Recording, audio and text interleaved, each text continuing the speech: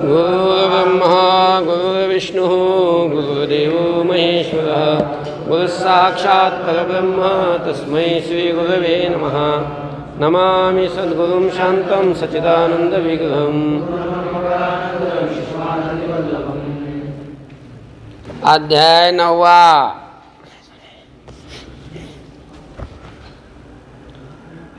श्लोक क्रमांक 1। श्री भगवानुवाच इदं तु ते गुह्यतमं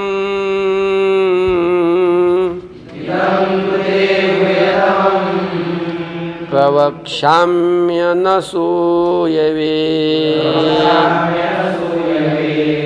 ज्ञानं विज्ञानसहितं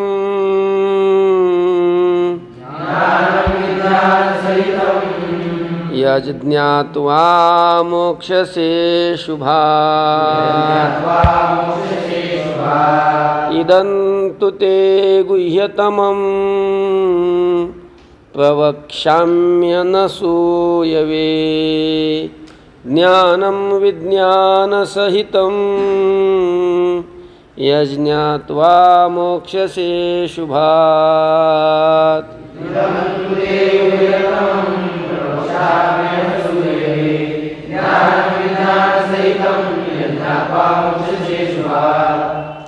इदं तु ते गुह्यतमं प्रवक्ष्यामि अनसूयवे ज्ञानं विज्ञानसहितं यत् ज्ञात्वा मोक्ष्यसे अशुभात्। आलं का? बघा आता तू घ्यायचा अगोदर, तू म्हणजे श्री भगवान उवाच, भगवान म्हणाले, तू परंतु इदं गुह्यतमं विज्ञानसहितं ज्ञानम असा घ्यायचा अन्वय. पदच्छेद सांगितलं का? हां. इदं गुह्यतमं विज्ञानसहितं ज्ञानम. इदं म्हणजे हे, गुह्यतमं म्हणजे अत्यंत गुह्य असलेलं काय? विज्ञानसहितं ज्ञानम, विज्ञानासह हे ज्ञान. अनसूयवे ते प्रवक्ष्यामि, ते प्रवक्ष्यामि, तुला मी काय करीन? सांगेन. प्रवक्ष्यामि म्हणजे सांगेन, मी सांगेन तुला. पण तुला म्हणजे कोण तुला? कोण आहे तो ज्याला सांगू लागली? तो कोण आहे? अनसूयवे. अर्जुनाचं वर्णन केलं आहे अनसूयवे या शब्दानं. अनसूयवे म्हणजे कुणाचीही असूया न करणारा, कुणाचाही द्वेष न करणारा. अर्जुन कोणाचाही द्वेष करत नव्हता किंवा भगवंताचा द्वेष करीत नव्हता. अशा द्वेष न करणाऱ्या ते अनसूयवे, ते कुणाचाही द्वेष न करणाऱ्या किंवा भगवंताचा द्वेष न करणाऱ्या तुला, म्हणजेच माझा द्वेष न करणाऱ्या तुला प्रवक्ष्यामि काय करीन? सांगेन. कसलं ज्ञान सांगेन? गुह्यतम तर सांगितलंच अगोदर, हे का नाही? आणि विज्ञानासह सांगेन. नुसतं ज्ञान नाही, विज्ञानासह ज्ञान सांगेन. आणि जे जाणून अशुभात मोक्षसे, जे ज्ञान जाणून तू काय होशील? अशुभ असणाऱ्या या संसारातून तू मुक्त होशील. कळलं का? अजून एकदा सांगायचा का श्लोक? बघा, तू परंतु इदं गुह्यतमं विज्ञानसहितं ज्ञानम, हे अत्यंत गुह्य असलेलं विज्ञानासह हे ज्ञान. अनसूयवे ते माझी असूया न करणाऱ्या तुला, म्हणजे माझा द्वेष न करणाऱ्या तुला प्रवक्ष्यामि, मी काय करेन? सांगेन. यत् ज्ञात्वा, जे जाणून अशुभात मोक्षसे, अशुभ असणाऱ्या या संसारातून तू काय होशील?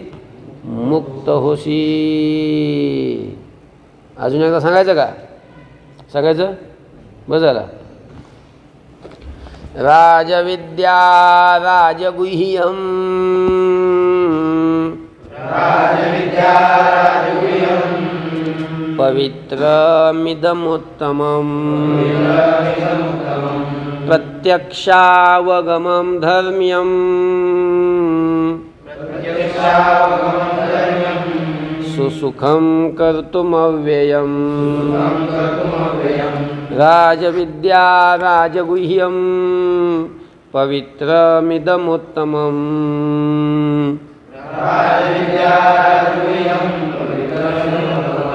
प्रत्यक्षावगमं धर्म्यं सुसुखं कर्तुमव्ययम्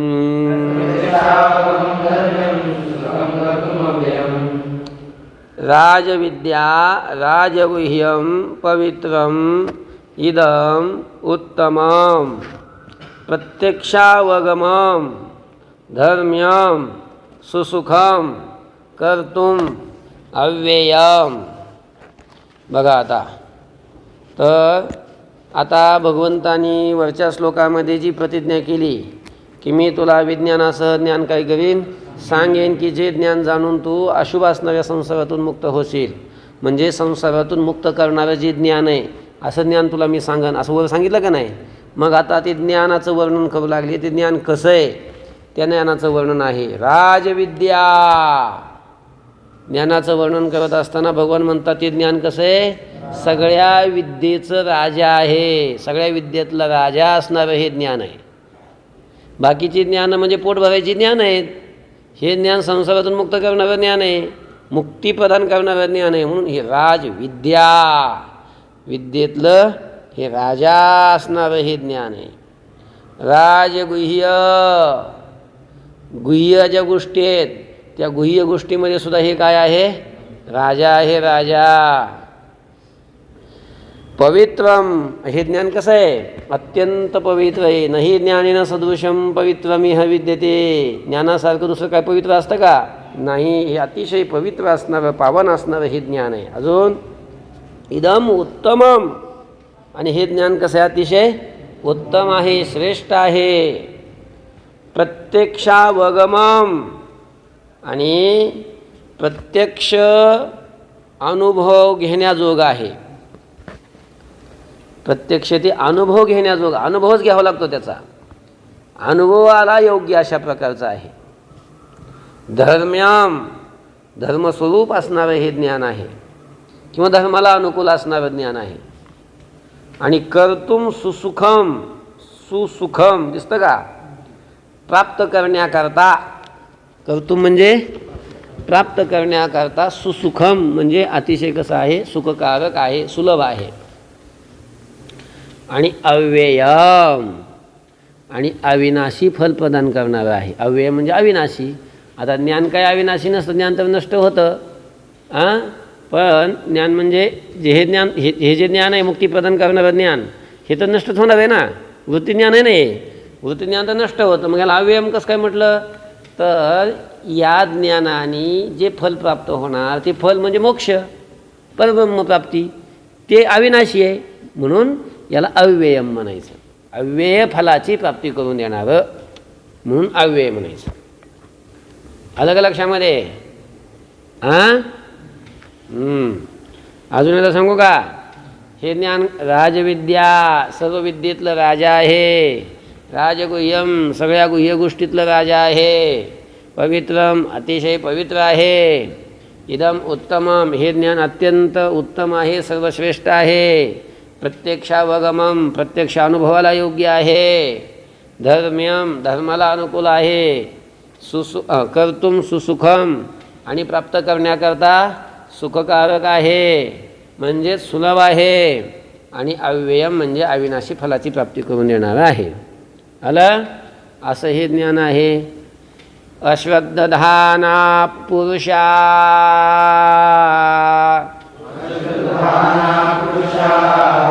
धर्मस्यास्य परन्तप,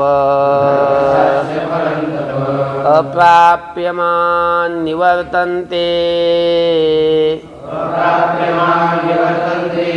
मृत्यु संसारवर्त्मनि.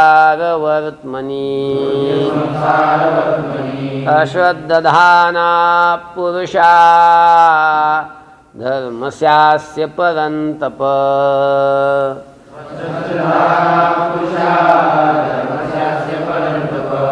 अप्राप्यमान् निवर्तन्ते मृत्युसंसारवर्त्मनि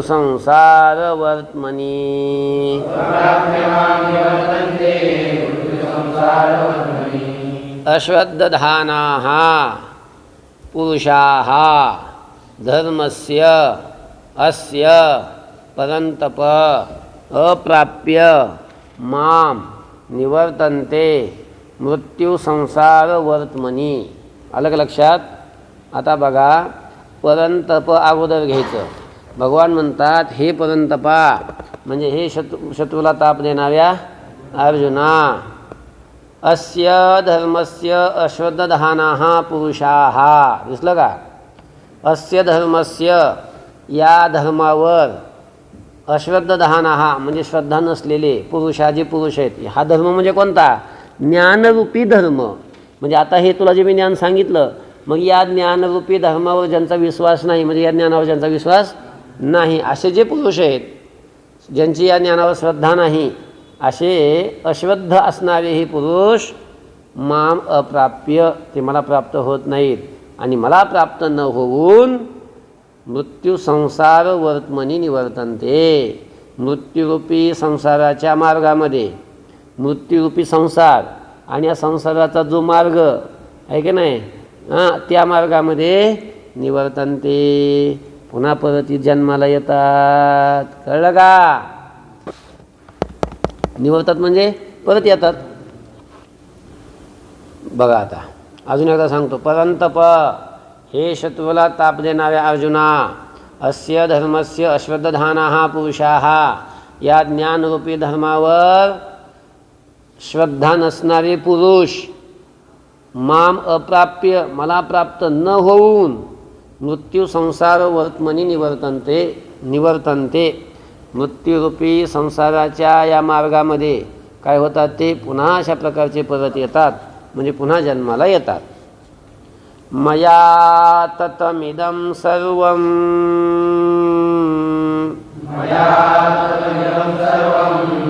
जगदव्यक्तमूर्तिना मत्स्थानि सर्वभूतानि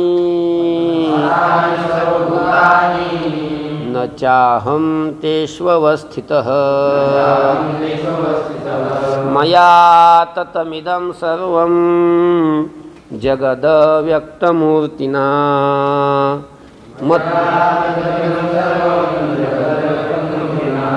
मत्स्थानि सर्वभूतानि न चाहं तेष्वस्थितः.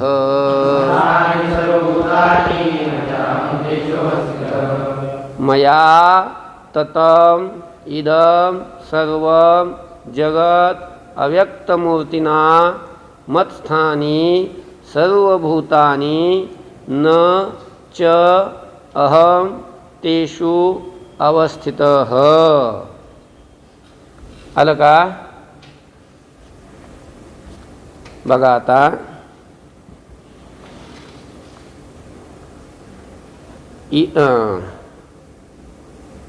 अव्यक्त मूर्तीना मया, मूर्ती शब्दाचा अर्थ स्वरूप, अव्यक्त स्वरूप असणाऱ्या माझ्याकडून. मी कसा आहे? अव्यक्त आहे, म्हणजे इंद्रियाला विषय न होणारा आहे. भगवान म्हणतात व्यक्त म्हणजे इंद्रियाला विषय होणारा, आणि अव्यक्त म्हणजे इंद्रियाला विषय न होणारा. असा अव्यक्त स्वरूप असणाऱ्या माझ्याकडून इदम सर्वम जगत ततम, हे सर्व जगत काय केलेलं आहे? व्यापलेलं आहे.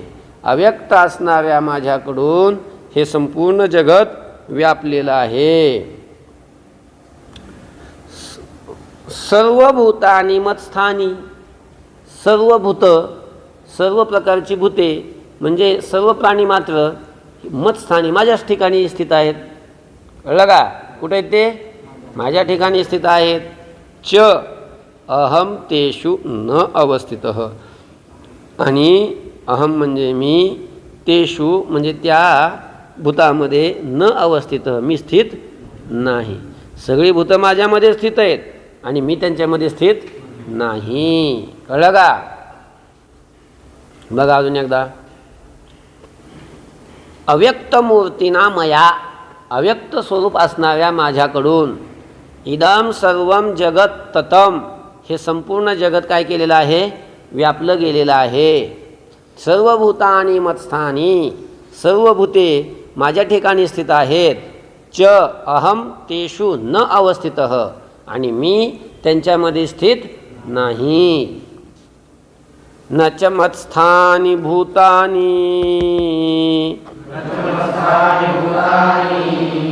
पश्य मे योगमैश्वरम् भूतभृन्न च भूतस्थो ममात्मा भूतभावनः.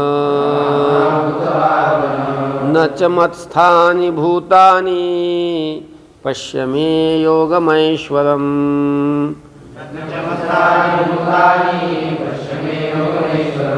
भूतभृन्न च भूतस्थो ममात्मा भूतभावनः.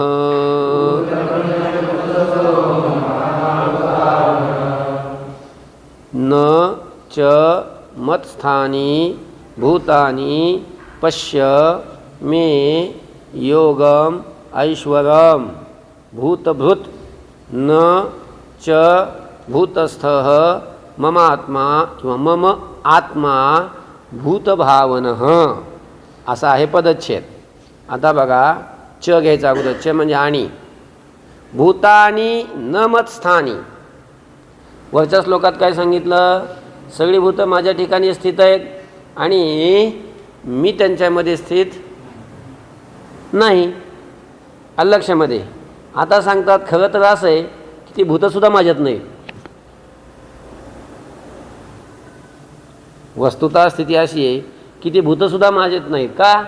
कारण ते भूत म्हणजे मीच आहे, माझ्याशिवाय दुसरं काही नाहीच आहे. मग माझ्यात ते स्थित आहेत म्हणायला असे वेगळे पाहिजे ना काहीतरी. त्यांच्या तर माझ्यात काही भेदच नाही आहे, सगळा अभेदच आहे सगळा. मग कोण कोणात स्थित आहे? कोणीच कोणात स्थित नाही. त्यामुळं ती वस्तुतः पाहिलं तर ते सुद्धा माझ्यामध्ये स्थित नाहीत. बघा,